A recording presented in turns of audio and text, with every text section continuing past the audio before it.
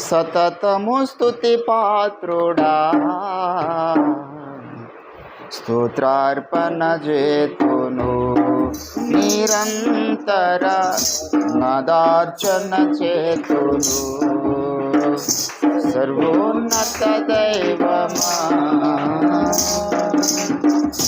నా బలహీనత నా మది మూఢత ఎరిగి నన్ను ప్రియముగా పిలచి, నా బలహీనత నా మది మూఢత ఎరిగి నన్ను ప్రియముగా పిలచి, జ్ఞాన బలములను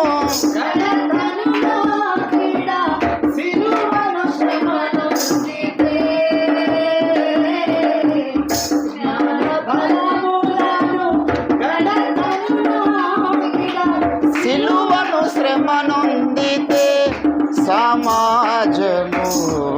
నేను ప్రణుతింతును, సమాజములో నేను ప్రణుతింతును. సర్వోన్నత దైవమా,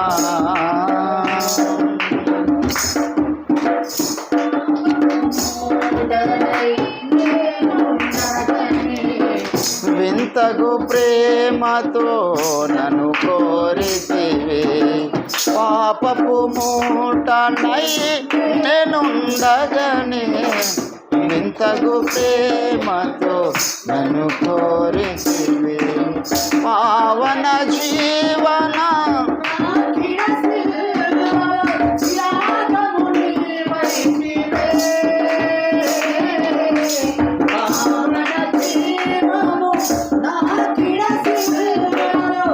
యాగము నీవైతివే, నా ప్రాణమే ప్రాణార్పణ చేతును, నా ప్రాణమే ప్రాణార్పణ చేతును. సర్వోన్నత దైవ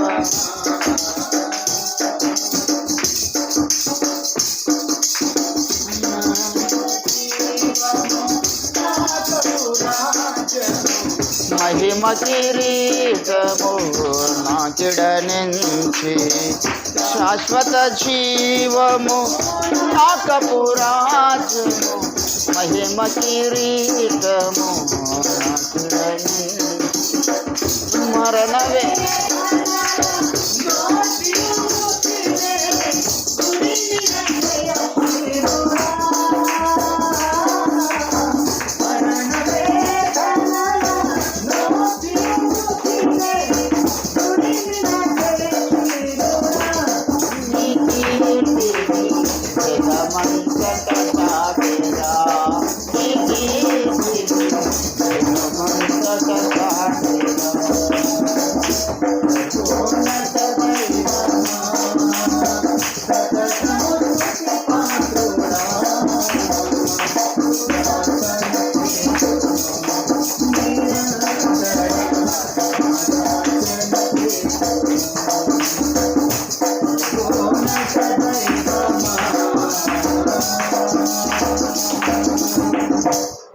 హల్లెలూయా. వాయిస్ చెక్ చేయాలి, క్లియర్గా వస్తుందా? ఈ లైట్ అవుతుంది మధ్యలో తప్పితే.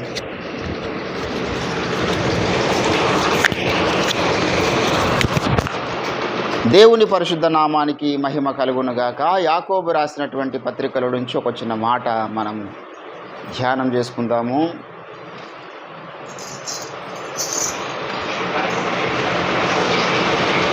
యాకోబు రాసినటువంటి పత్రిక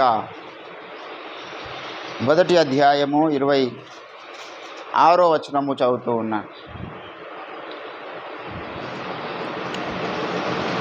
ఎవడైనను నోటికి కళ్యము పెట్టుకొనక తన హృదయమును మోసపరచుకొనుచు భక్తి గలవాడనని అనుకున్న ఎడల వాని భక్తి వ్యర్థమే. చదవన లేఖన పరిశుద్ధ భాగమును దేవుడు మన వినికిడిలో ఫలింపచేయునుగాక. ప్రభునందు నాకు అత్యంత ప్రియులారా, అదొక పాయింట్ తక్కువ చేద్దాం, అదొకటి సౌండ్ బాగా వస్తుంది.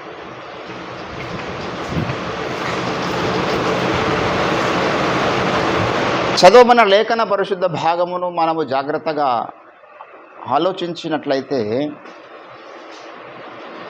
భక్తి జీవితానికి అవసరమైనటువంటి అతి ప్రాముఖ్యమైనటువంటి ఒక లెసన్, ఒక పాఠమును దేవుడు ఇక్కడ మాట్లాడుతూ ఉన్నాడు. భక్తి జీవితానికి చాలా అవసరతలు ఉన్నాయి. పరిశుద్ధత ఉండాలి, ప్రార్థన జీవితం ఉండాలి, నమ్మకత్వం ఉండాలి, ప్రేమ ఉండాలి, క్షమించే గుణం ఉండాలి. ఇక ఇట్లా సవలక్ష చెప్పుకోవచ్చు భక్తికి సంబంధించినటువంటి నియమాలు, విషయాలు. కానీ అన్నిట్లో అత్యంత కీలకమైంది, ప్రాముఖ్యమైనది ఇక్కడ చెప్పాడు. కొంతమంది దేవుని కొరకు ఎన్నెన్నో గొప్పలు చేస్తారు, ప్రార్థనలు చేస్తారు, దేవుడికి లక్షలు కానుకలిస్తారు, పెద్ద పెద్ద మందిరాలు కట్టిస్తారు. కానీ నాలుకను కాపాడుకోలేక వారి జీవితంలో భక్తి అంతా వ్యర్థమైపోయింది అంటున్నాడు. అవతల ఎంత పెద్ద మందిరం కట్టించావు, ఇన్ని లక్షలు కానుకలు ఇచ్చావు, ఎంత ప్రార్థనలు చేసావు అనేది మ్యాటర్ కాదు దేవునికి. నువ్వు నాలుకను ఎంత కాపాడుకుంటున్నావు అనేది చాలా కీలకమైనటువంటి విషయం. ఎందుకంటే యేసు ప్రభువునందు విశ్వాసం ఉంచినటువంటి మన నాలుకకు శక్తి ఉన్నది. బైబిల్లో దేవుడు అంటాడు, జీవ మరణములు నాలుక వశంలో ఉన్నాయి. ఏంటండి, మన నాలుకను మనము భక్తి జీవితంలో ప్రత్యేకంగా కాపాడుకోవాలి. ఎందుకంటే దేవుడు ఒక మాట పలకడం వల్ల మనం పుట్టినాం. మనం ఒక మాట పలుకుతున్నామంటే అవతల వ్యక్తికి ఆశీర్వాదకరంగా ఉండేటటువంటి మాటలే మనం పలకాలన్నాడు. అక్కడ పైన ఏమన్నాడు, 19వ వచనంలో 18 చదువుతున్నాను. ఆయన తాను సృజించిన వాటిలో మనము ప్రథమ ఫలముగా ఉండున్నట్లు సత్యవాక్యము వలన మనలను దేవుడు తన సంకల్పము చొప్పున తన వాక్కు ద్వారా దేవుడు మనల్ని కన్నాడు. మన వాక్కు ద్వారా కూడా మనం కొంతమందిని కనేవారిగా, బలపరచేవాడిగా ఉండాలి. మనం ఎట్లా కంటామండి వాక్కు ద్వారా? ఇప్పుడు స్వార్థ ప్రకటిస్తున్నాం. మనం స్వార్థ ప్రకటిస్తున్నప్పుడు మనం వాక్కు ద్వారానే కొందరిని కంటున్నాం. ఇప్పుడు నాకు చాలామంది అయ్యగారు మా ఆత్మీయత అంటారు. నేను ఎట్లా కన్నా వారిని? కేవలం వాక్కు ద్వారానే, సువార్త ప్రకటించడం ద్వారానే. అంటే మన నాలుకలో ఉన్నటువంటి శక్తి ఎటువంటి శక్తి అంటే చనిపోయిన వారిని లేపుతుంది ఆ శక్తి. పాపముల చేత, అపరాధముల చేత సత్యస్థితిలో ఉన్న అనేకులని నీ మాటలు లేపుతాయి, బలపరుస్తాయి, జీవాన్ని ఇస్తాయి. సైతాన్ ఏం చేసినంటే వాడి క్రియలు అనేకం ఉన్నాయి కదా. యేసుప్రభు సైతాన్ క్రియలు లయపరచుటకి లోకానికి వచ్చాడు. కాబట్టి యేసుప్రభు ఎక్కడ నాలుకతో కాని మాటలు పలకలే. మోషే కాని మాట పలికాడు నాలుకతో. ఇంకా చాలామంది కాని మాటలు పలికారు, కానీ యేసుప్రభు నాలుకతో మాటలు పలకలేడు. ఎందుకంటే సైతాను క్రియలు లయపరచడానికి వచ్చాను కాబట్టి వాడిని నా నాలుక మీద వానికి నేను అధికారం ఇవ్వద్దు అనుకున్నాడు యేసుక్రీస్తు. యేసుప్రభు నాలుకతో కూడా కొన్ని మాటలు అనిపించడానికి ప్రయత్నం చేసినాడు వాడు. ఎండలో ఒకసారి ఒక స్త్రీ వచ్చింది, వ్యభిచారమందు పట్టబడ్డ స్త్రీ. ఆమెను తిడతాడేమనుకున్నాడు సాతాన్, గద్దిస్తాడేమనుకున్నాడు సాతాన్. కానీ ఆమెను అమ్మా అని పిలిచాడు. ఏంటంటే ఒక పిలుపు ఆమెను మార్చేసింది. ఇంకెక్కడ అవకాశం ఉంటుంది చెప్పండి? ఇప్పుడు మన దగ్గరికి అటువంటి కేసు వచ్చిందనుకో, మనం ఖచ్చితంగా కొంచెం గద్దిస్తాం. ఆ సీన్లో ఉన్నప్పుడు ఆ తప్పు చేస్తున్న వారికి మొగోడైనా ఆడదైనా వాళ్ళు వ్యభిచారం చేసిరంటే వారిని మనం గద్దిస్తాం, తిడతాం, బూతులు మాట్లాడతాం. సిగ్గు లేదా, శరం లేదా? ఏం బతుకునేది, నీ బతుకుక్క బతుకుంటే ఏవో మాట్లాడతారు కదా. ఎంత కన్నా దగ్గటోళ్ళు అయినా ఎవరైనా తింటారు. కానీ యేసుప్రభు అట్లా అనలే. అక్కడ అనిపిద్దామని చూసాడు సైతాన్. ఇంకా చాలా స్థలాలలో జీవపు డంబంలో రెచ్చగొట్టడానికి సాతాను అనేక సార్లు ప్రయత్నం చేసినాడు యేసుప్రభు జీవితాల్లో. అదే రీతిగా పౌలు జీవితంలో కూడా ప్రయత్నం చేసినాడు. పౌలు అంటాడు, అందుకే మాకు ఎన్నోసార్లు సాతాను మా నాలుకను చెడగొట్టడానికి. ఎందుకంటే నాలుకను ఒక్కదాన్ని చెడగొడితే వాడిని భక్తినంత వ్యర్థం చేసినట్టే కదా. నాలుకను చెడగొట్టడానికి, నాలుకతో జీవారాత్రములు ఏవో కాని మాటలు, ఏవో పనికి మాల ముచ్చట్లు మాట్లాడిపించడానికి సాతాను ప్రయత్నం చేసినాడు మా ద్వారా కూడా. కానీ మేము వానికి అవకాశం ఇవ్వలేదు. మా సంభాషణ ఉప్పు వేసినట్లు ఎప్పుడు కృపాసహితంగా ఉన్నది. తల్లి గారావించినట్లు మేము అనేకులను మా మాటల చేత గారావించినాం, అనేకుల్ని ఓదార్చినాం. కొంతమంది దేవుని బిడ్డలారా, నాలుగు ఉంది కాదని చెప్పేసి 24 గంటలు ఏదో ఒకటి మాట్లాడుతూనే ఉంటారు. ఏదో ఒకటి చాలా డేంజర్ అది. యేసుప్రభు అన్నాడు, అందుకే మత్తయి సువార్త 12వ అధ్యాయము 36వ వచనంలో మనం పలుకు ప్రతి వ్యర్థమైన మాటను గురించి మనం ఏం చేస్తామంట? తీర్పు దినమున అది ఎప్పుడు గుర్తుపెట్టుకోవాలి. మనం ఏవేవో మాట్లాడుతున్నప్పుడు ఈ వచనం గుర్తుకు రావాలి మనకు. అది ఏ రకమైనటువంటి సంభాషణలైనా కావచ్చు. ఏంటండి, మత్తయి సువార్త 12వ అధ్యాయము 36వ వచనంలో నేను చెప్పున్నదేమనగా మనుషులు పలుకు వ్యర్థమైన ప్రతి మాట అన్నాడు కదా, ప్రతి మాట. అది నీ కుటుంబకు సంబంధించిన మాటలు కావచ్చు, నీ స్నేహితుల మధ్య ఉన్న సంభాషణలు కావచ్చు, లేకపోతే నువ్వు దేవునితో మాట్లాడే సంభాషణలు కావచ్చు, నువ్వు దయ్యంతో మాట్లాడే సంభాషణలు కావచ్చు, వాట్ ఎవర్ ఇట్ ఈస్. ప్రతి మాటను గురించి దేవుని దగ్గర లెక్క చెప్పుకుంటాము. ఎవరికి అంత సీరియస్నెస్, అంత సో ఎవరుకున్న దేవుని బిడ్డల ఈరోజు మనం గమనిస్తే మనం రోజు కొన్ని లక్షలు, కొన్ని వేలు, నెలకు మాటలు మాట్లాడుతూ ఉంటాం ఎప్పటికీ. ఇవన్నీ రాసి పెట్టుకున్నాడు దేవుడు. అంటే మన ఫోనే అన్నీ, ఇప్పుడు నా ఫోన్ ఉంది, నా ఫోను 1 సంవత్సరం దాకా నేను మాట్లాడినా ఎవరితో మాట్లాడినా, ఏం మాట్లాడినా మొత్తం రికార్డ్ చేసి పెట్టుకుంటుంది నా ఫోనే. 1 సంవత్సరం దాకా నువ్వు 24 గంటలు మాట్లాడే దాంట్లో 24 గంటలు మాట్లాడినా మొత్తం రికార్డ్ చేసి పెట్టుకుంటుంది. మనకు ఫోన్లో అయినటువంటి కంపెనీ వాడు కూడా మన మాటలని రికార్డ్ చేసి పెట్టుకుంటున్నాడు. ఎందుకంటే ఇక్కడ మర్డర్లు కానీ, దొంగతనాలు కానీ ఏమైనా జరిగినప్పుడు ఆ రికార్డింగ్ అంతా పోలీసులు తీస్తారు. అరే నా ఫోన్ వీళ్ళు ఎప్పుడు రికార్డ్ చేసిరు అంటే వాళ్ళ దగ్గర ఆల్రెడీ డేటా ఉంది. ఆ కంపెనీవాడు ఆ ఫోన్లు తయారు చేస్తున్నప్పుడే ఈ ఫోన్లలో మాట్లాడిన ప్రతి మాటను రికార్డ్ చేసుకోవడానికి మనకు అనుమతి మనం ఇచ్చేస్తాం ఫోన్ కొన్నప్పుడే. అందుకే ఏదైనా మర్డర్లు జరిగినప్పుడు ఎవరెవరితో మాట్లాడారు, ఏం మాట్లాడారు, ఇదంతా డేటా తీస్తారు. ఒక మనిషికి అంత టెక్నాలజీ ఉంది కదా, దేవుని దగ్గర లేదా? దేవుని బిడ్డలారా, భక్తి జీవితంలో మనము కీలకమైన మనం ఎప్పుడైతే మౌనంగా ఉండడం నేర్చుకుంటామో, ఎవరి గురించైనా మనం మాట్లాడే అవకాశం వచ్చినప్పుడు మంచిని మాత్రమే మాట్లాడడం మనం నేర్చుకుంటాము. చెడు మాట్లాడాలనిపించినా మాట్లాడకుండా మౌనం దాలుస్తాము. చెడు మాట్లాడడానికి అవకాశం ఉంది, యేసుప్రభువుకు అవకాశం ఉంది ఆ స్త్రీ వచ్చినప్పుడు చెడు మాట్లాడడానికి, కానీ మాట్లాడలేదు. అట్లా మన జీవితంలో కూడా ఎంతోమంది గురించి చెడు మాట్లాడడానికి అవకాశం ఉంటుంది. వారు మనకే ద్రోహం చేయొచ్చు, లేకపోతే ఇంకొకరికి ద్రోహం చేయొచ్చు, వాడు నీతిగా బ్రతకలేకపోవచ్చు, ఏమన్నా కావచ్చు. మన పని కాదు అది. ఒక వ్యక్తి గురించి నీచపు, ఎందుకంటే వాని కండిషన్ మనకు తెలియదు, ఆమె కండిషన్ మనకు తెలియదు. ఆమె ఒక వ్యభిచారంలో పడ్డపడ్డది, ఆమె కండిషన్ మనకు తెలియదు. ఆమె గురించి ఎందుకు మనం చెడుగా మాట్లాడాలి? ఆ స్థితిని దేవుడు ఒకవేళ తప్పు పట్టకపోతే మనం మాట్లాడేందుకు మనం తప్పు చేసిన వాళ్ళం అవుతాం. ఒకడు దొంగతనం చేసినాడు, వాడి స్థితి ఏందో మనకు తెలియదు.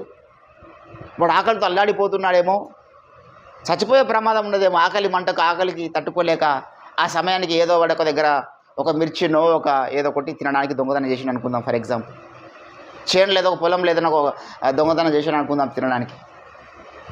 ఆవిడ వెంటనే వాడు దుర్మార్గుడు, దొంగ, వాడికి ఇష్టమైనట్లా మాట్లాడకూడదు. దేవుడు ఒకవేళ వాని కండిషన్ చూసి అది తప్పు కాదని వాళ్ళు నిర్ణయిస్తే, మాటలు మాట్లాడినా మనము లెక్కలోనికి వస్తాము తీర్పు దినాన. దేవుని బిడ్డలు, అందుకే దేవుడు మన యొక్క శరీరంలో గమనించాలి, 2 ఏంటండి, పంచ కర్మేంద్రియాలు, పంచ జ్ఞానేంద్రియాలు ఉన్నాయి. పంచ కర్మేంద్రియాలు, పంచ జ్ఞానేంద్రియాలు మొత్తము. అది కాకుండా మనసు కూడా ఒక కర్మేంద్రియం అని పెద్దలు చెప్పారు. 11 కర్మేంద్రియాలు. ఈ 11 కర్మేంద్రియాలలో కూడా అతి కీలకమైనవి 2. ఒకటి మన నోరు, మన నాలుక, 2వది మన కళ్ళు. సర్వేంద్రియానం నయనం ప్రధానం అని పెద్దలు చెప్పారు.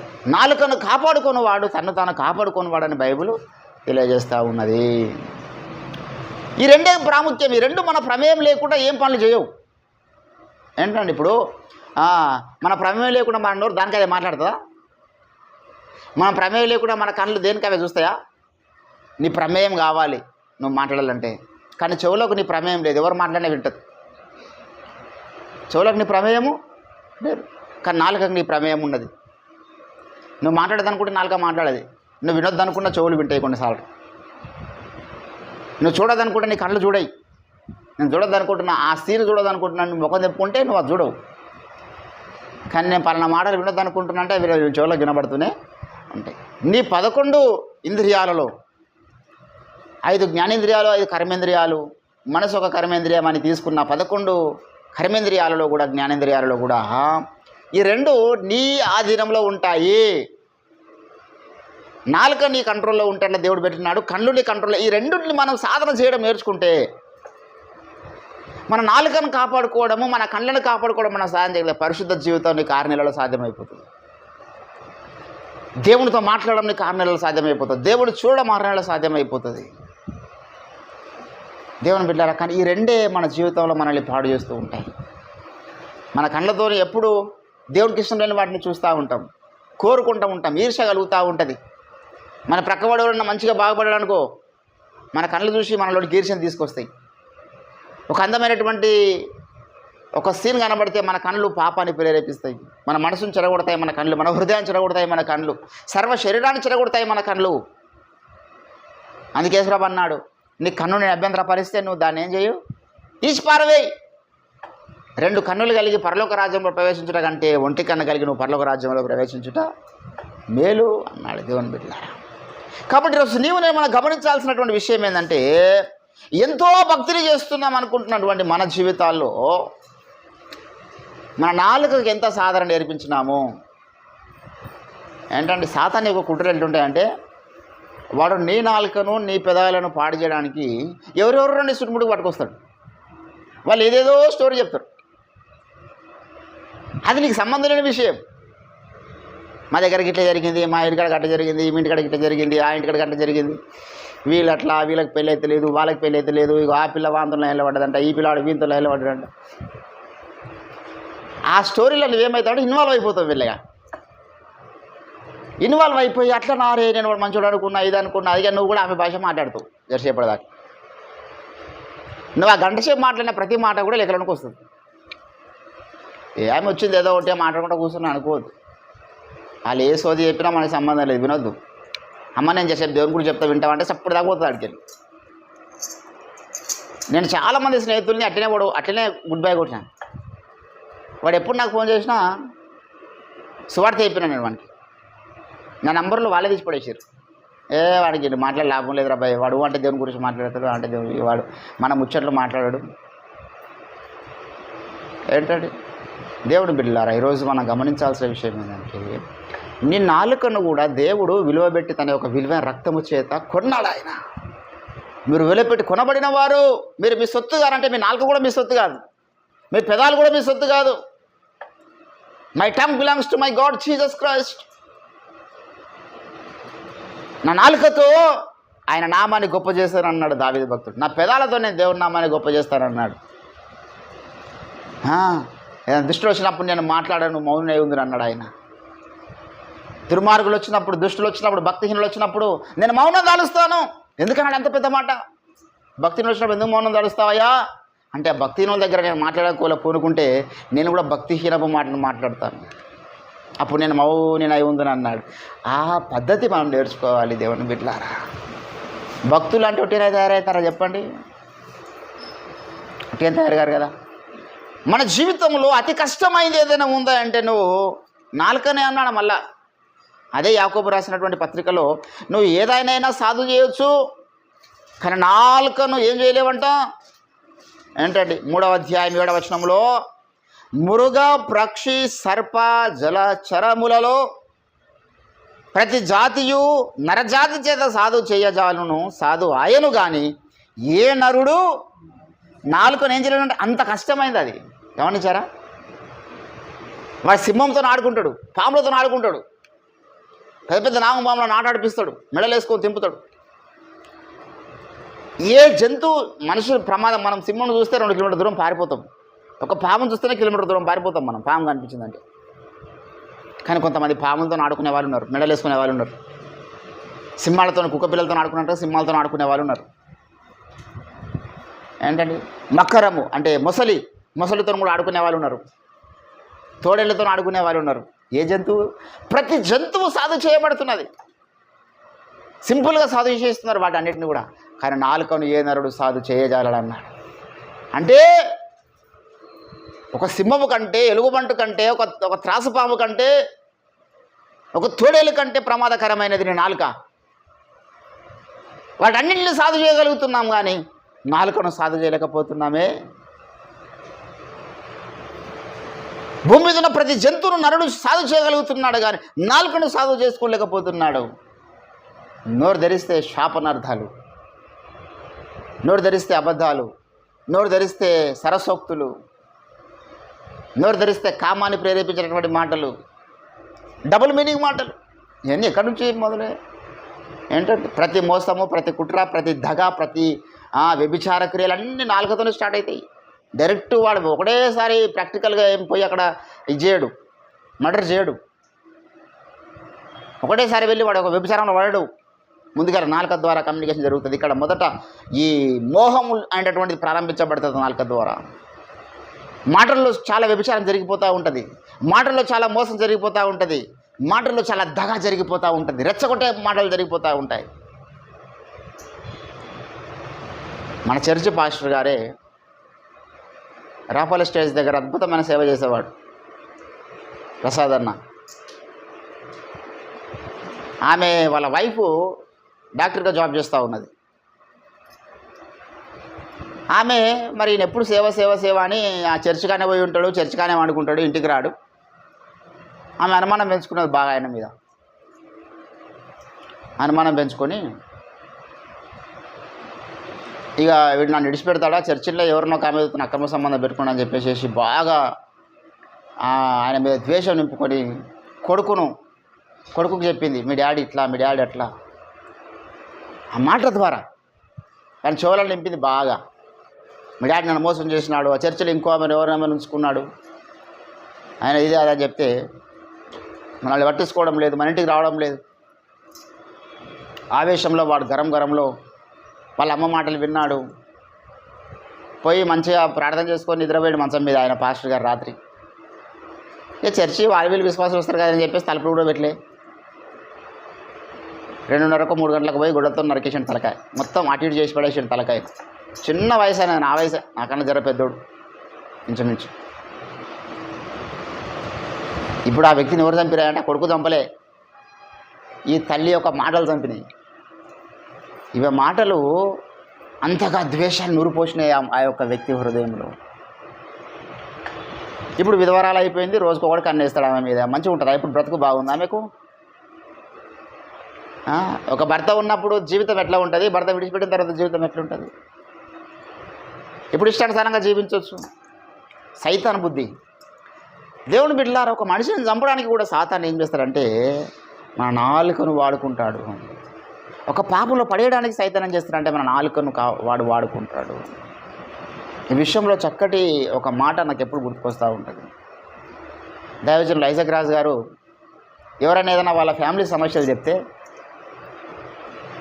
ఎక్కువ మాట్లాడనీయడు కూడా వాళ్ళకు. ఈయన మాట్లాడాడు, వాళ్ళకు మాట్లాడనీయడు. సరేనమ్మా ప్రార్థన చేద్దాం, నువ్వు ఎంత చెప్పడం వల్ల లాభం లేదు కదా, దేవుడు కార్యం జరిగిస్తాడు.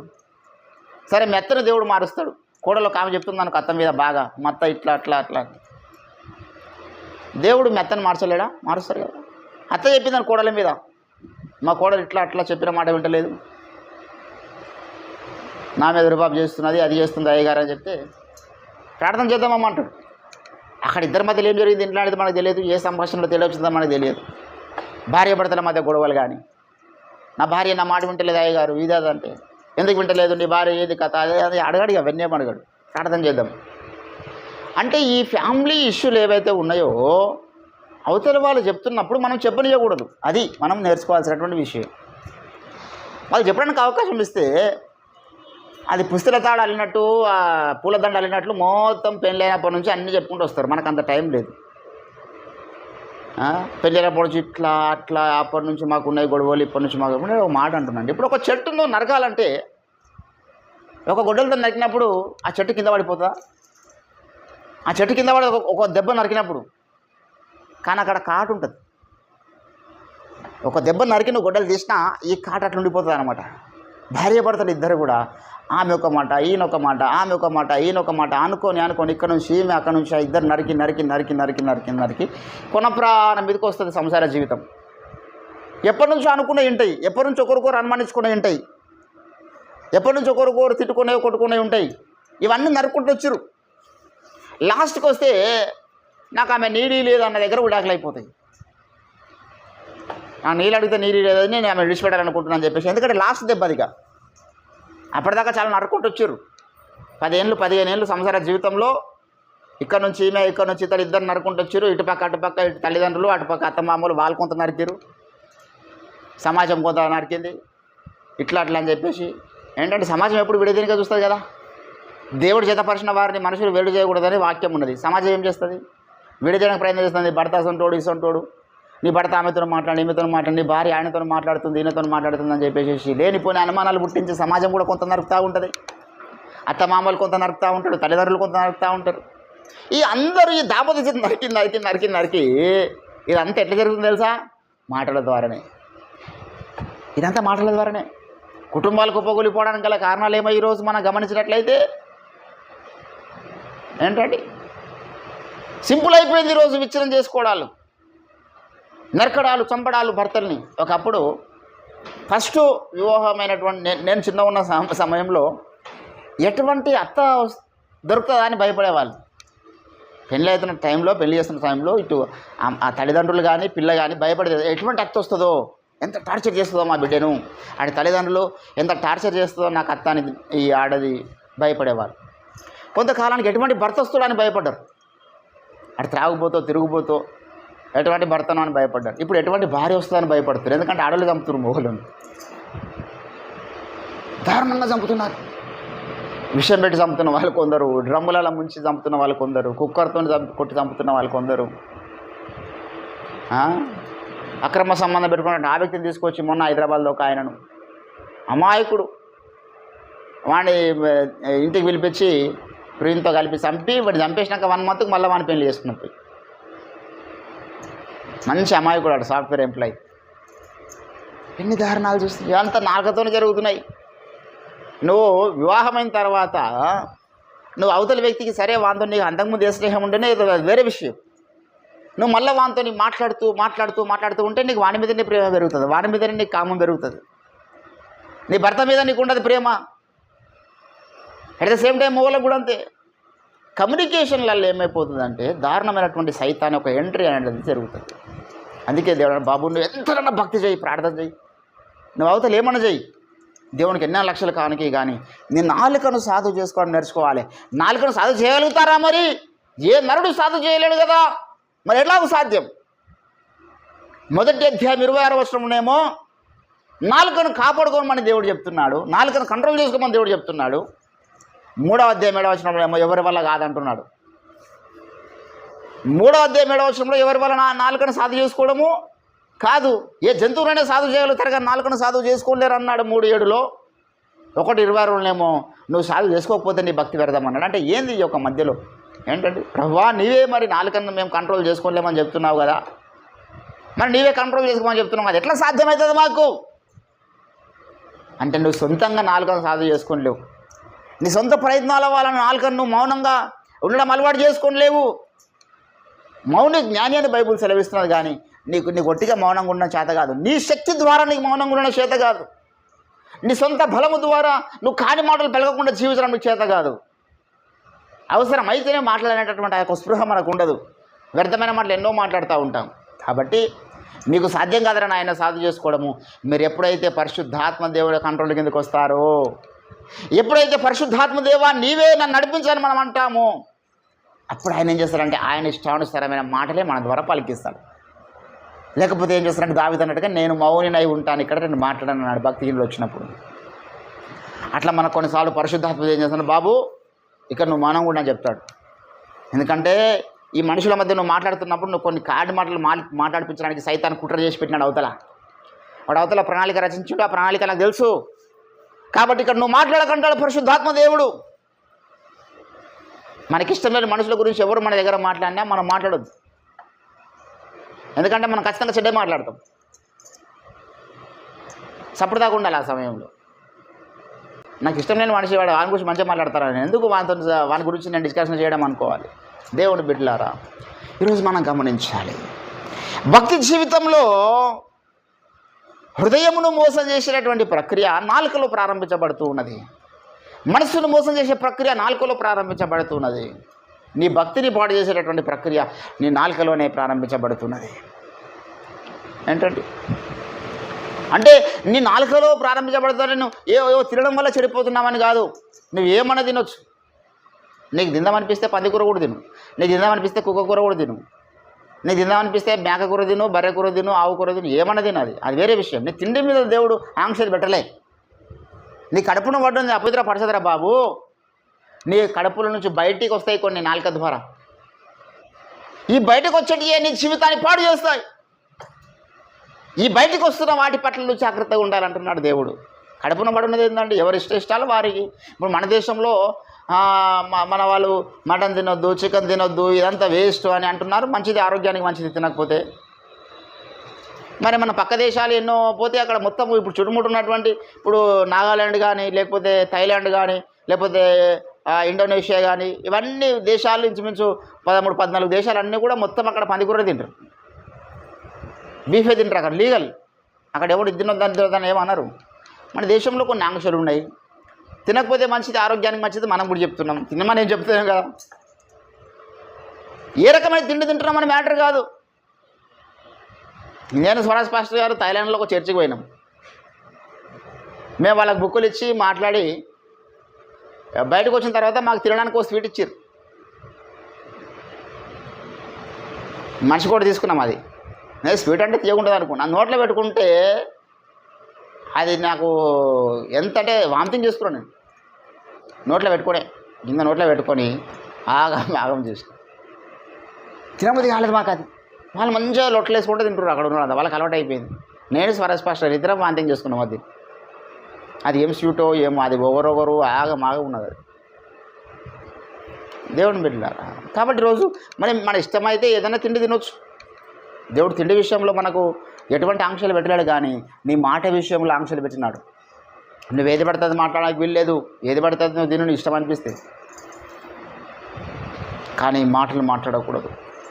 ఈరోజు ఇప్పటివరకే మనం అనేక సార్లు పరిశుద్ధ అభిషేకం పొందుకోవడానికి దగ్గర దాకొచ్చి పరిశుద్ధ అభిషేకాన్ని పోగొట్టుకున్న వాళ్ళు ఎందరో ఉన్నారు మాటను బట్టి.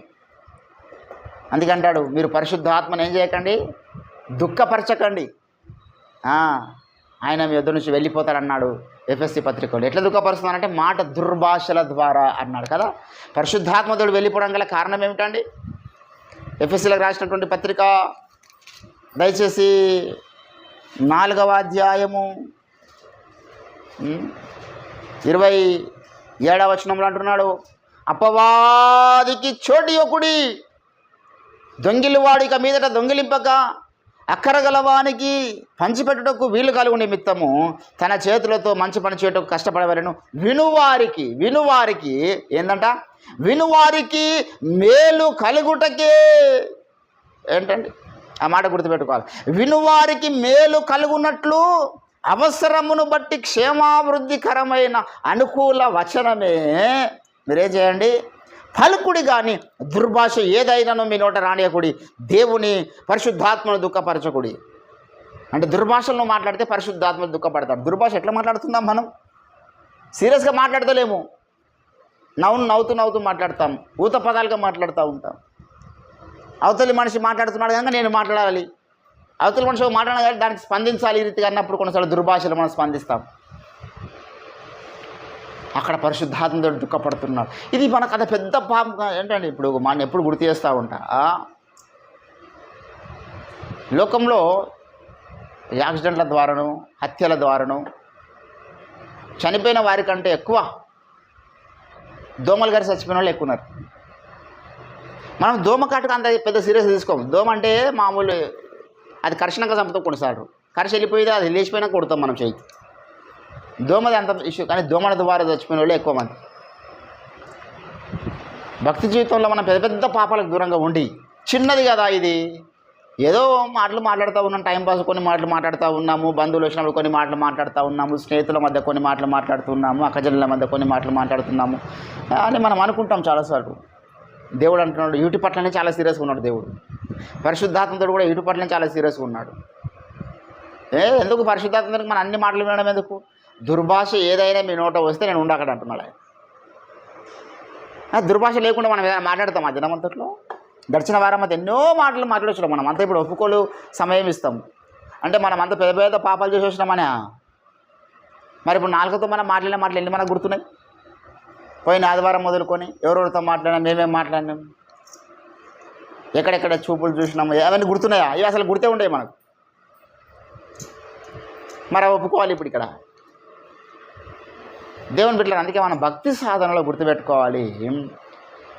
మనం నాలుకను కాపాడుకోవడం అనేది కనుక మనం నేర్చుకోకపోతే 20 ఏళ్ళైనా 30 ఏళ్ళైనా 40 ఏళ్ళు 50 ఏళ్ళైనా మన భక్తి పెద్ద గుండుసునే అవుతుంది తప్పితే భక్తిలో మనం శక్తిని పొందుకోలేము. మన భక్తిలో శక్తి రావాలంటే we should control our tongues and lips we should control our mouth. మన నాలుక పెదాలు మీద మనం ఏంటంటే అధికారం సంపాదించాలి. నేను ఇప్పుడు మాట్లాడాను బాబా అనాలి. ఎవరికైనా మనం గాయపరిచే మాటలు మాట్లాడే అవకాశం వచ్చినప్పుడు, దుర్భాషలు మాట్లాడే అవకాశం వచ్చినప్పుడు, సరస్వక్తులు మాట్లాడే అవకాశం వచ్చినప్పుడు, I cannot speak in this moment, this is not right way to speak అనుకోవాలి. కానీ స్వార్థ ప్రకటించడానికి మాత్రం ఎల్లవేళలా మాట్లాడుతూనే ఉండాలి. మాట్లాడొద్దు మనం చెప్పినాడు దేవుడు, మరి మా అయ్యగారు మాట్లాడొద్దు అన్నాడు కదా చెప్పేసి ఎప్పటికి మౌనంగా ఉంటే కూడా లాభం లేదు. అవకాశం వచ్చిన ప్రతిసారి నువ్వు సువార్త ప్రకటించడానికి నోరు తెరవాలి, దేవుని నామాన్ని గణపరచడానికి నోరు తెరవాలి, స్తుతించడానికి నోరు తెరవాలి, వాక్యం మాట్లాడడానికి నోరు తెరవాలి. దేవుని గురించి మాట్లాడడానికి నువ్వు మౌనంగా ఉంటే ఇంకెవరు సువార్త చెప్తారు? We should proclaim the word of God every moment. ఎక్కడ పోయినా మనం ప్రతి క్షణం ప్రతి స్థలం దేవుని గురించి మాట్లాడమా నోరు ఎల్లవేళ తెరిచి ఉండాలి. నా నోరు నా పెదాలు మూర్చుకోను అన్నాడు దావీదు. నా పెదాలు మూర్చుకోనండి, నా దేవుని నామాన్ని ఘనపరుస్తాను. భక్తులు వచ్చినప్పుడు మౌనంగా ఉంటాను, కానీ దేవుని గురించి మాట్లాడాలనే అవకాశం వచ్చినప్పుడు నేను మౌనంగా ఉండా. నా నోరు విప్పి నేను దేవుని నామాన్ని గొప్ప చేస్తాను. నా పెదాలు మూసుకొని నేను ఇంకా తెరిచి ఎప్పుడు రాత్రి పగలు నా దేవుని గురించి మాట్లాడతాను. దేవుని బిడ్డలారా, ఈ సెలెక్టివ్నెస్ మన భక్తి జీవితంలో మనం కలిగి ఉండాలి. ఎప్పుడు మాట్లాడాలి, ఎప్పుడు మాట్లాడకూడదు, ఏం మాట్లాడాలి, ఏం మాట్లాడకూడదు. టైంపాస్కి మాట్లాడుతున్నాం కదా, ఏదో అవతలి మనిషి మాట్లాడుతున్నాడు కాబట్టి మాట్లాడుతున్నాం కదా, ఇవన్నీ దేవుడు సీరియస్గా తీసుకుంటాడా అనే ఆ భ్రమలో మనం ఉండదు. అన్నీ సీరియస్గా తీసుకుంటాడు దేవుడు. Everything should be countable because of Matthew chapter 12 verse 36. వచనం ఉండదు బైబిల్లో. ఆ వచనం లేకపోతే దేవుడు లైట్గా తీసుకుంటున్నామో. వచనం రాసి పెట్టాడు. మీరు పలుకు ప్రతి మాట అన్నాడు. ప్రతి మాట అంటే నువ్వు సరదాగా మాట్లాడే మాటలు కూడా వస్తాయి. ప్రతి మాట అంటే నువ్వు లేనిపోని విషయాలు, వేరేళ్ళకి సంబంధించిన విషయాలు మాట్లాడే కూడా వస్తాయి. అన్నీ వస్తాయి. కాబట్టి అవసరము లేనటువంటి మాటలు మాట్లాడకుండా అవసరమును బట్టి అనుకూల వచనం అన్నాడు కదా ఎఫెసీ 4వ అధ్యాయం 20వ వచనంలో. ఈ అనుకూల వచనము మాత్రమే మనం పలకడానికి మనం ప్రదర్శించుకోవాలి. అది భక్తి జీవితంలో ఆ వ్యక్తికి విలువ ఉంటుంది. ఇష్టమైనట్లు ఎప్పుడు నోరు తెరిచి వడవడ మాట్లాడడానికి విలువ ఉండదు. ఎవరైనా ఒక మాట పలికితే ఏంటండి, మొన్న ఒక ప్రోగ్రాంలో అలా ఆశ్చర్యం అనిపించింది నాకు. రోజా నడిపిస్తుంది ప్రోగ్రాం, రచ్చబండ ప్రోగ్రాం. 2 భార్యలు అని ఒక ఆమెకు తెలియకుండా ఒక ఆమెకి పెళ్లి చేసుకున్నాడు. పెళ్లి కాలేదని చెప్పి ఆయన పేరు రవి అనుకుంటా. రవేనా? మాట్లాడు రవి అని ఈమె అంటుంది, మాట్లాడు రవి అని ఆమె అంటుంది, మాట్లాడు రవి అని రోజు అంటుంది. ముగ్గురు మాట్లాడి కూడా అట్లనే మౌనంగా కూర్చున్నాడు, మాట్లాడతలేడు.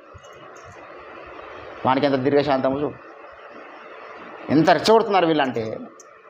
వాడు మాట్లాడతలేడు. అంత రెచ్చగొట్టేటువంటి పరిణామాలు వచ్చినా కూడా మనం మాట్లాడవద్దు. అది సైతాన్ని చేసినట్టే మనతో కాని మాటలు పడిచేయడానికి చాలా రెచ్చగొట్టే పనులు చేస్తారు. వాడు రెచ్చగొట్టిస్తారు మనల్ని. అవతలి మనుషుల మాటల ద్వారా మనల్ని రెచ్చగొడతాడు. మనం గరం కోసినట్లే చేస్తాడు. చెత్త అంత నాకు అసలు నాలో అర్హం ఉంటే కదా నేను రెచ్చిపోవడానికి. ఎవడో నాకేదో ఫాల్తుగాడు అన్నాడు, నేను రెచ్చిపోతా. వాడు అనంత మాత్రాన్ని ఏమన్నా ఫాల్తుగా అయినా వేస్ట్గా అయినా అంటే అనగా కాదు, వాడిని నోటి తూలు అనుకుంటా నేను.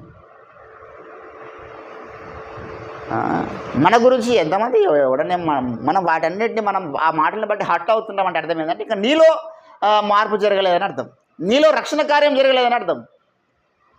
మనం పెద్ద భక్తులుగా పోజు కొట్టవచ్చు. ఎవడన్నా మన గురించి ఒక మాట అన్నప్పుడు తెలుస్తుంది మన భక్తి ఎంత విలువైందో.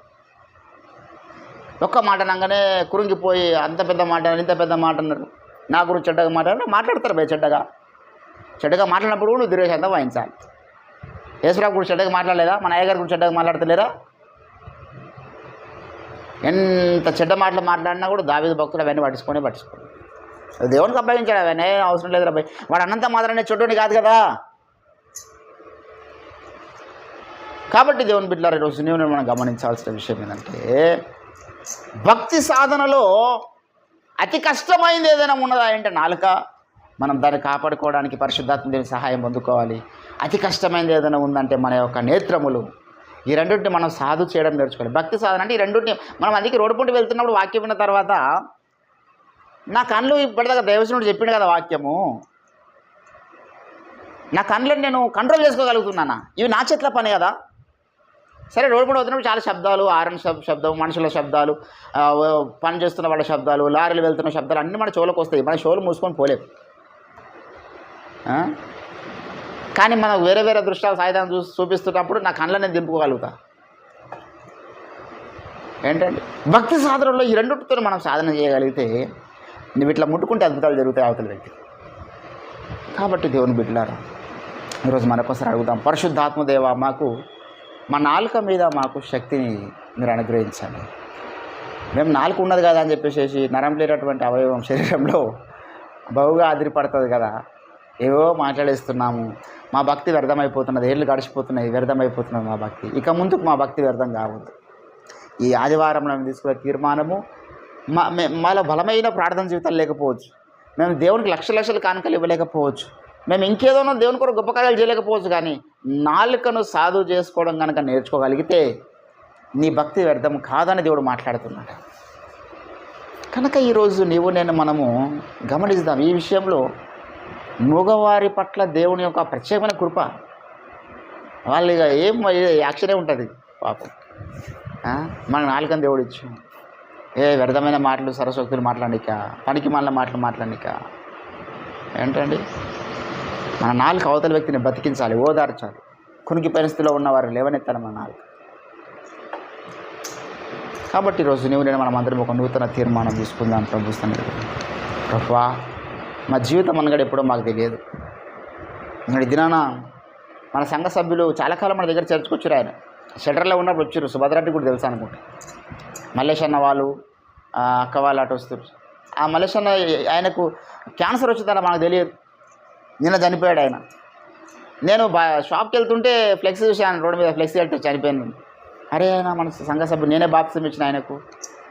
ఎట్లా చనిపోయి నాకు తెలియదు. ఆ పిల్లలు చెప్పలేరు, ఎవరు చెప్పలేరు. క్యాన్సర్ వచ్చి 6 నెలలు అయిందంట. స్టేజ్ దాటిపోయినాక వీళ్ళు చూసిరంట. డాక్టర్ దగ్గర పోయినా చేయి దాటిపోయింది విషయం. చిన్న వయసు ఆయనది, చనిపోయాడు. ఏంటంటే మనం మంచిగా ఉన్నాం అనుకుంటున్నాం, లోపల ఏ రకమైనటువంటి వ్యాధులు వెంటాడుతున్నాయో మనకు తెలియదు కదా. దేవుని కృప, ఇప్పటిదాకా మనం క్షేమంగా ఉన్నాం. దేవుడు కాపాడుతూ వచ్చాడు, ముందు కూడా కాపాడుతాడు. అటువంటి అనుమానం ఏమి లేదు. కానీ జాగ్రత్త పడాలి. భక్తి జీవితంలో మన పేద పాపాలు ఏమైనా చేసే అవకాశం లేదు, చేయం కూడా మనం. కానీ నాలుకను కాపాడుకునేటటువంటి అతి కష్టమైనటువంటి కార్యక్రమాన్ని ఈరోజు పరిశుద్ధాత్మనికి అప్పగిద్దాం. మనం వ్యభిచారం చేయకుండా తప్పించుకొని పోవచ్చు, దొంగతనం చేయకుండా తప్పించుకొని పోవచ్చు, మర్డర్ చేయకుండా తప్పించుకొని పోవచ్చు, కానీ నాలుకను తప్పించుకోలేకపోతున్నామే. నాలుక మనతో అనేక కాని మాటలు మాట్లాడిపిస్తుంది కదా, దాన్ని తప్పించుకోగలుగుతున్నామా? దేవునికి ఇష్టమైన మాటలు మాట్లాడిపిస్తుంది కదా, దాన్ని తప్పించుకోగలుగుతున్నామా? ఒక నూతన తీర్మానం తీసుకుందాం. ప్రభువా, ఈ అతి కష్టమైనటువంటి కార్యక్రమం పరిశుద్ధాత్మ ద్వారా మాత్రమే సాధ్యమయ్యే కార్యక్రమం. ఈరోజు మేము దేన్ని సాధు చేస్తున్నాం అనేది మ్యాటర్ కాదు. మా నాలుకను మేము సాధు చేసుకోవడానికి శక్తిని మాకు దయచేయండి ప్రభు అంటే మనం ప్రార్థన చేసినట్లయితే దేవుడు తన శక్తిని మనకు అనుగ్రహించబడి ఉన్నాడు. ఈ యొక్క కొద్ది మాటలు దేవుడు మన వినికిలో ఫలింపచేయను. ఒక నూతన తీర్మానం ఈరోజు మనం ప్రభు సన్నిధిలో తీసుకుందాం. ఒక చిన్న ఆలోచనతో ఈరోజు మన నాలుకను మనం కాపాడుకోవడం సాధన చేసుకోగలిగితే వచ్చే వారం అంతా కూడా, శేష జీవితం అంతా కూడా నువ్వు ఎప్పుడైతే మౌనంగా ఉండడానికి తీర్మానించుకుంటావో నీ విలువ సమాజంలో పెరిగిపోతుంది, నీ స్థాయి దేవుని దగ్గర పెరిగిపోతుంది, నీ మీద అభిషేకం పెరిగిపోతుంది, పరిశుద్ధత పెరిగిపోతుంది. అన్నిటికీ అదే ద్వారం. ఏంటంటే నీ సర్వేంద్రియములను పరిశుద్ధపరచడానికి ఏకైక ద్వారం దేవుడు వాడుకునేటటువంటిది నీ నాలుక. నీ సర్వేంద్రియములను పాడు చేయడానికి సాతాను వాడుకునేటటువంటి ఇంద్రియం ఏదైనా ఉందంటే నా నాలుకని.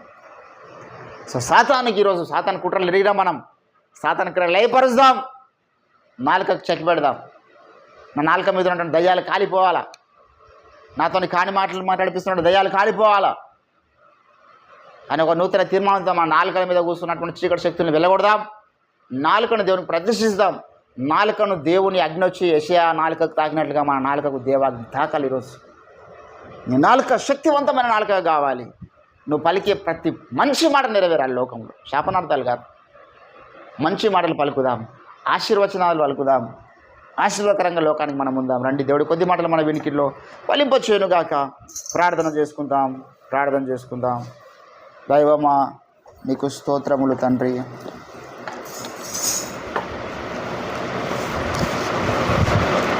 ఈరోజు మా జీవితంలో ఏండ్లు గడుస్తూ ఉన్న కొద్దీ మా భక్తి వ్యర్థమైపోతున్నదేమో,